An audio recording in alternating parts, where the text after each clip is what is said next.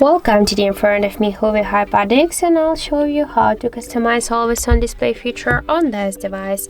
So let's first launch the Muviz application. Now we have selected this stem. We can apply the new one, for example this one. Just click here to apply. We can switch here the backgrounds of the stem, for example this one. We can also hide music control after 10 seconds. We can switch it from 10 just to never. We can also activate to show the incoming notifications from different apps, to show the date status and the battery status, always while they were charging or just don't show it.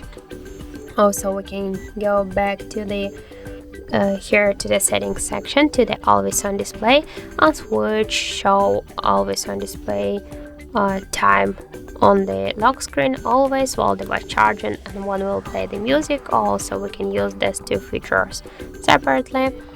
We can switch the timeout from 1 minute just to never.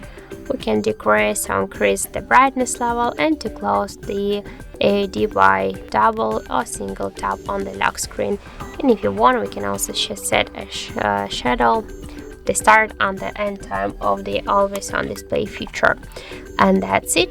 So that's how to customize always on display feature on our HiPad X. Thank you for watching, and if you find this video helpful, don't forget to leave a like, comment and to subscribe our channel.